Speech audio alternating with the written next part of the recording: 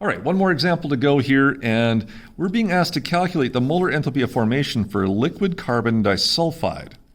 Okay, let's go find carbon disulfide here on our formation data table. And so there's some calcium, there's carbon dioxide, carbon monoxide, and oh crud, we don't have any carbon disulfide. So the only other place that we have in this course so far for this is to run it in a calorimeter and try and figure out what that would be like. But we don't have any calorimeter data for this particular question. So the last remaining place that we had formation enthalpies was in Hess's Shortcut. So please remember that you can solve for enthalpies of formation with Hess's Shortcut here. So I'll need my balanced chemical equation, and we've been given a little bit of help here in which we have the combustion enthalpy per mole for carbon disulfide. So I do have an energy related to burning carbon disulfide. So if I was to burn carbon disulfide liquid, I would have to do that in the presence of oxygen. This, of course, would produce the two most common oxides. Carbon and oxygen always form carbon dioxide. Sulfur and oxygen, unless you're told otherwise, your nonmetals tend to form the dioxides. So we end up with SO2 as well. And we do know in this case the molar enthalpy of combustion for carbon disulfide. So let's just balance this to make sure we know what quantity of carbon disulfide we have. And so one carbon, two sulfurs, one sulfur. I will have to double this. That is going to give me 2, and then 4 and 6 total oxygens. So I'll need 3 of those. So I have a 1 mole quantity here. So that means the delta CH that I have is also that same value. Okay, you could show me the math of multiplying this times 1 mole, but I think we understand that that number is going to be the same because of the 1 mole quantity of CS2. So that means that when we take a look at Hess's Shortcut here, I have the delta CH for this reaction, again being equal to the sum of the energies for the formation of products minus the sum of the energies for the formation of the reactants. I do have this total. It happens to be 1,075, so I'll put that in. And then I can go figure out what I'm looking for here. The one I'm looking for just happens to be one of my reactants, so I know that is going to be my X now when I look for it. I still can figure out the energies for my products, and so I do have 1 mole of carbon dioxide. That's negative 393.5 kilojoules per mole. Oops, plus. And of course, I do have sulfur dioxide, so I can go look for that one on my data table. All right, and I do have sulfur dioxide given as negative 296.8. So, and there are 2 moles of that being formed. Oops, what was that again? That was 296.8.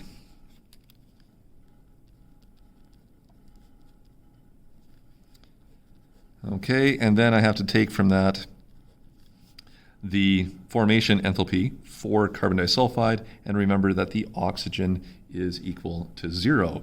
So I do have 1 mole of CS2, and then I do have the unknown molar enthalpy of CS2 to deal with, and then there's your plus 0 for the oxygen. And so there's my equation. Lots of stuff going on here. Probably makes sense to simplify this to a bunch of energy terms before I solve for my unknown, which is right here. All right, so 1 mole times this, so I've got negative 1075.1 kilojoules. I should figure out what's going on with all of this. So there's 393.5 plus 2 times this negative 300 value, and so we end up with negative 987.1 kilojoules, because again, my mole quantities cancel out due to the factor label, and then subtract from this the 1 mole that I have for the delta FHM for CS2. Okay, you may wish to write that as X if you like, just might make things easier, but now it just becomes an algebra problem. So I should move some things around. My unknown over here is sitting as a negative, so it makes most sense to move it over here where it's going to be positive, and then move this back. All right, so I always make sure that I'm solving for positive x. That's just good algebra skills. And so I'll move this whole thing around.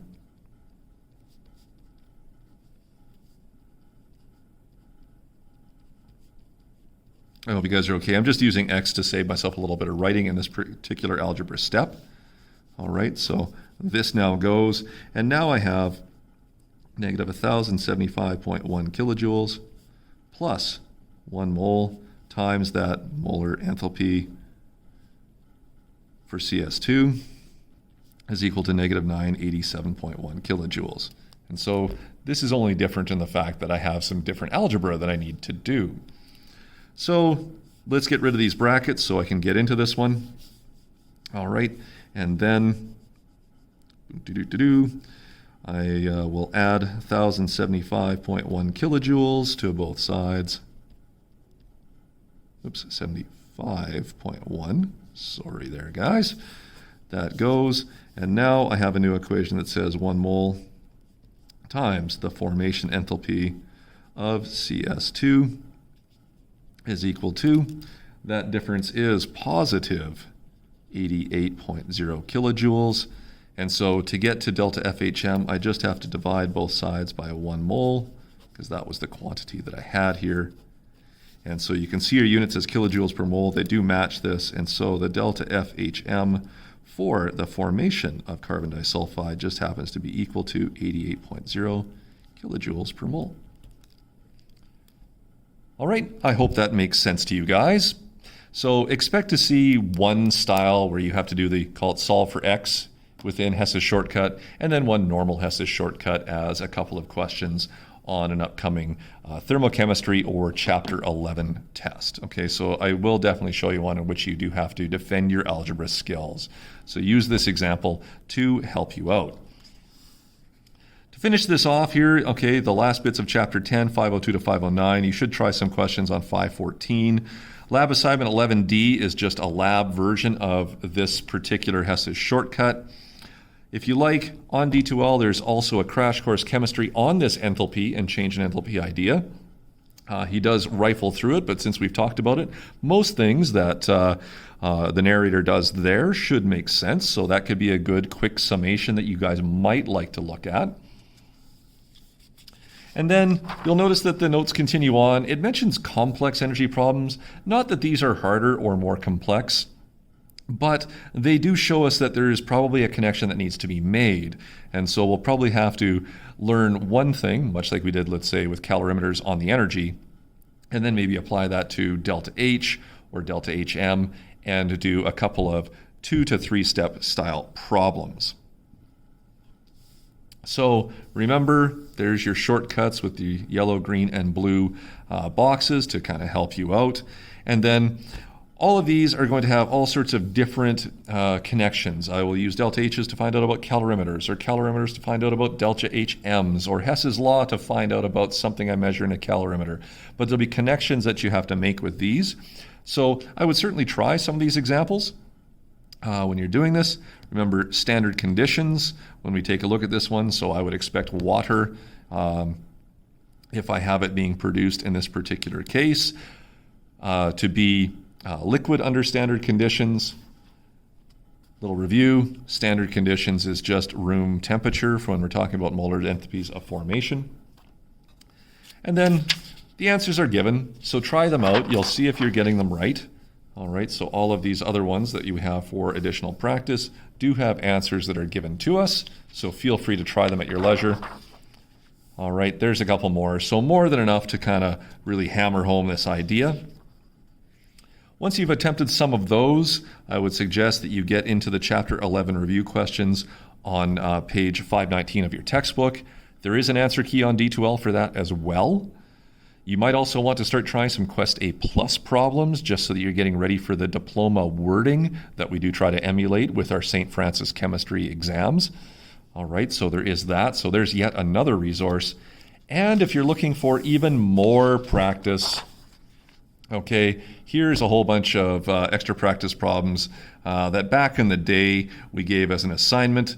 All of the answers are given to you so you can try them out. If you're struggling with one or two of them, there is an answer key for this one on D2L. So more than enough practice to hit home this idea on enthalpies, thermal energies, and then the calorimeter and Hess's law determinations of those values. Okay, so good luck with it, guys. Study well. Do the practice that you need to do.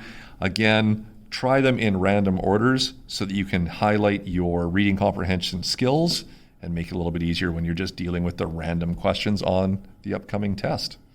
Okay, there you go. Good luck with it, and off to Chapter 12.